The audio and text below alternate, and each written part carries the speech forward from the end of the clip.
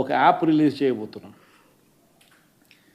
రాష్ట్రంలో ఎక్కడైనా కానీ ఎవరికైనా కానీ ఏ అధికారితో అయినా కానీ హరాస్మెంట్కి ఎవడైనా లోన్ అయితే ఆ యాప్ లేకపోయి యాప్ అడిగే క్వశ్చన్, నీకు ఏ రకంగా అన్యాయం జరిగింది అని. ఫలాని అధికారి నన్ను ఫలాని రకంగా ఫలాని వాడి ఇన్ఫ్లుయెన్స్లో నన్ను అన్యాయంగా నా మీద కేసు పెట్టి నన్ను చిత్రహింస పెట్టినాడు అని చెప్పి ఎవడైనా కూడా యాప్ ద్వారా ఆ అధికారి పేరు దగ్గర నుంచి ఆయనకు జరిగిన ఏ పరిస్థితుల్లో ఆయన ఏ రకంగా ఇబ్బంది పడ్డాడు అనేది ఆయన చెప్పచ్చు.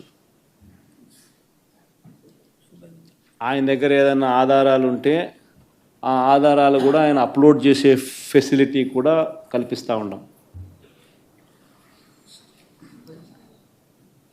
సో ఇంకో బటన్ నొక్కితే ఆయన కావాల్సిన ఆయన దగ్గర ఉన్న ఆధారాలు ఏదైనా ఉంటే ఆధారాలు కూడా ఆయన అప్లోడ్ చేయొచ్చు. ఆటోమేటిక్లీ ఆ కంప్లైంట్ మన డిజిటల్ లైబ్రరీలోకి వచ్చేస్తుంది. ఆ యాప్ ద్వారా మన డిజిటల్ లైబ్రరీ మన దగ్గర ఉన్న మన సర్వర్లలోకి మన డిజిటల్ లైబ్రరీలోకి వచ్చేస్తుంది. రేపొద్దున మనం ముఖ్యమంత్రి అయిన తర్వాత ఆ డిజిటల్ లైబ్రరీ మనం ఓపెన్ చేస్తాం. రేపొద్దున ఎవరికి రాష్ట్రంలో ఏ కార్యకర్తకైనా ఎవరికైనా కూడా ఎటువంటి అన్యాయం జరిగినా, ఏ అధికారి వల్ల అన్యాయం జరిగినా,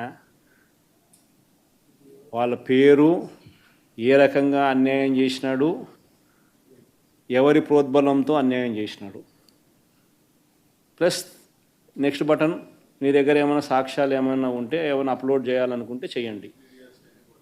వీడియోలు కానీ నీకు ఇంకా వేరే సాక్ష్యాలు కానీ ఏమైనా ఉంటే మీ దగ్గర ఉంటే మీరు చేయండి. సో అవి కూడా ఒక అవకాశం. అవన్నీ ఆటోమేటిక్లీ మన సర్వర్లలో మన డిజిటల్ లైబ్రరీలోకి వెళ్ళిపోతుంది.